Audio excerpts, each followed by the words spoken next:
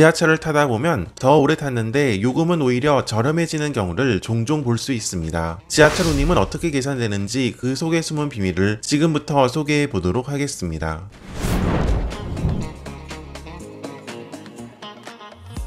수도권 전철의 운임은 거리 비례제입니다. 즉 이용하는 거리가 길어질수록 운임이 비싸지는 것인데 이동 거리가 10km 이내라면 교통카드 기준 1250원 기본 요금이고 그 이후에는 5km마다 100원씩 추가 운임이 붙습니다. 50km 초과 시에는 8km마다 100원의 추가 운임이 붙습니다. 예를 들어 2호선 을지로 입구역에 승차해서 물레역으로 갔을 경우 총 이동 거리는 10.7km이므로 기본 요금에 추가 운임 100원이 붙어 1350원이 되는 것입니다. 그런데 지하철 노선이 많아질수록 환승역들이 많이 생겼고 그래서 지하철을 이용하다 보면 갈 수 있는 이동 경로가 다양해졌습니다. 예를 들어 광화문역에서 역삼역으로 간다고 할 때 갈 수 있는 방법은 크게 세 가지가 있습니다. 하나는 종로 3가역에서 3호선으로 갈아타서 교대역에서 다시 2호선으로 갈아타는 경우, 두 번째는 왕십리역에서 수인 분당선으로 갈아타서 설릉역에서 다시 2호선으로 갈아타는 경우, 세 번째는 갈아타는 횟수를 줄이기 위해 그냥 왕십리역에서 2호선으로 쭉 가는 경우입니다. 보통은 여러 번 갈아타는 것은 귀찮기 때문에 일반적으로는 세 번째 방법을 선택하는 경우가 많고 실제 소요 시간을 비교해봐도 세 가지 방법이 큰 차이를 보이지는 않습니다. 실제 이용한 거리를 살펴보면 첫 번째 방법은 15km, 두 번째 방법은 14.5km, 세 번째 방법은 21km를 이동한 거리가 됩니다. 그런데 운임은 어떤 경로를 이용을 해도 똑같이 1350원만 나옵니다. 지하철 운임은 다음과 같은 방식으로 결정됩니다. 지하철 요금 계산은 무조건 최단 경로를 기준으로 합니다.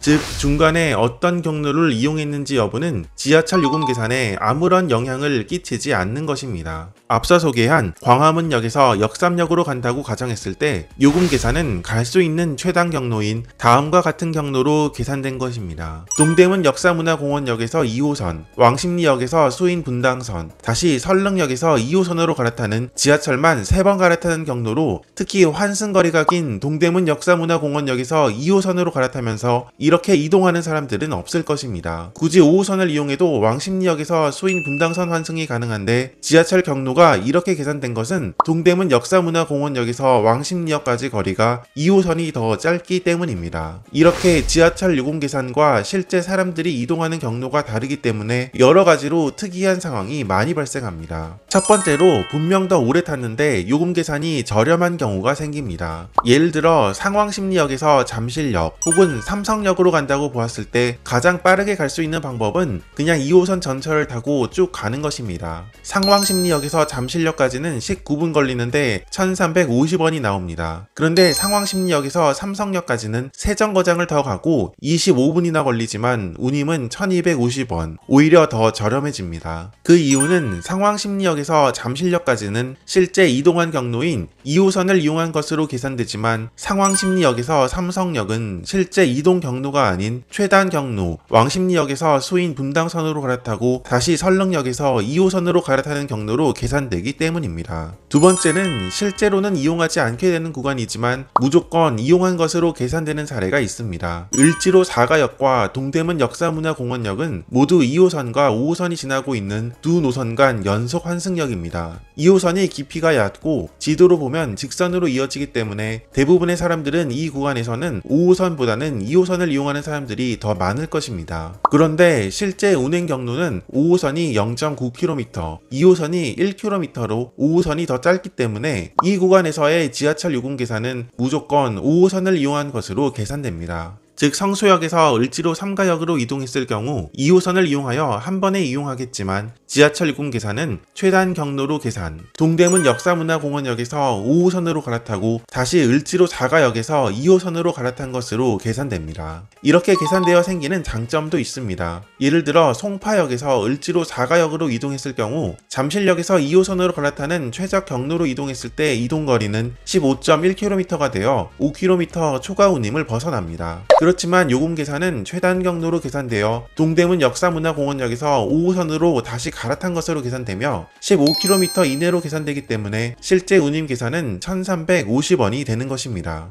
수도권 전철에는 이용을 하게 되면 무조건 추가 운임이 붙는 노선이 있는데 바로 신분당선입니다. 신분당선 운임은 수도권 전철 요금 체계에 신분당선을 이용했을 경우 1,000원 혹은 1,300원의 추가 운임이 붙는 구조입니다. 이 구간의 경우 요금 계산 시 최단 경로로 계산되는 것은 동일하고 신분당선을 타느냐 안 타느냐에 따라 추가 운임만 달라집니다. 예를 들어 교대역에서 순회역으로 이동했을 경우 강남역에서 신분당선을 이용하고 다시 수인분당선으로 갈아타는 경로도 있지만 신분당선을 이용하지 않고 수서역에서 수인분당선으로 갈아타는 경로도 있을 것입니다. 이 경우에도 요금 계산은 무조건 최단 경로, 신분당선을 이용한 경로로 계산됩니다. 다만 수인분당선을 이용했을 경우에는 1,450원이 계산되고 신분당선을 이용했다면 신분당선 추가 운임인 1,000원이 추가로 계산되어 2,450원이 됩니다. 새로운 노선이 생긴다면 지하철 운임이 조정되는 경우가 생깁니다. 즉 새로 생긴 지하철이 최단 경로로 갈 수 있는 가로지르는 노선이라 이동거리가 단축된다면 자연스럽게 지하철 운임도 내려가는 것입니다. 이러한 사례는 바로 다음 달에 확인해 볼 수 있습니다.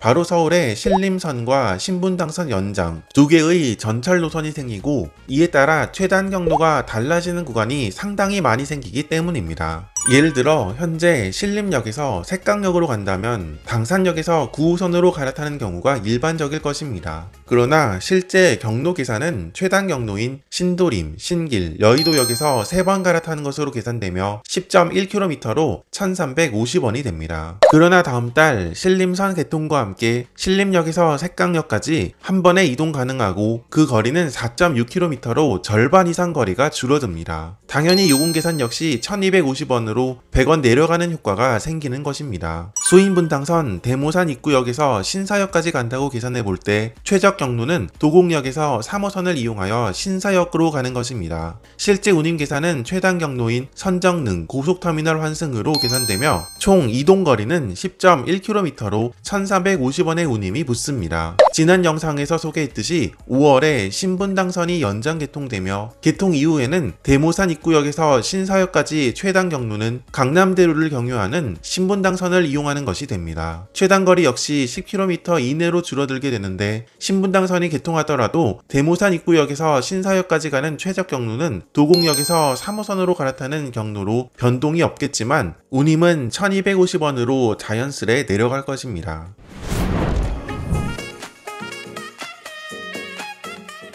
부산의 경우도 거리 비례제이지만 부산 도시철도와 동해선 그리고 부산 김해 경전철이 약간씩 다른 요금 체계를 사용하고 있습니다. 부산 1호선에서 4호선 구간은 10km 이내면 1구간, 10km를 벗어나면 2구간으로 1구간은 1,300원, 2구간은 1,500원입니다. 부산 김해 경전철은 외곽 1구역과 2구역, 중심구역 이렇게 3개의 구역으로 나누고 외곽 1구역, 2구역 간 이동 시에는 2구간으로 적용됩니다. 동해선은 부산 혹은 울산 구간만 이용했을 경우에는 10km까지는 1,300원, 10km 초과 시에는 10km마다 200원의 추가 운임이 붙고 부산 울산 구간을 연속으로 이동했다면 시계 외 운임이 붙습니다. 대구와 광주는 단일 요금제를 운영하고 있으며 대전의 경우 부산 도시철도와 같이 10km 이내면 1구간, 10km를 벗어나면 2구간으로 구분하여 운영되고 있습니다.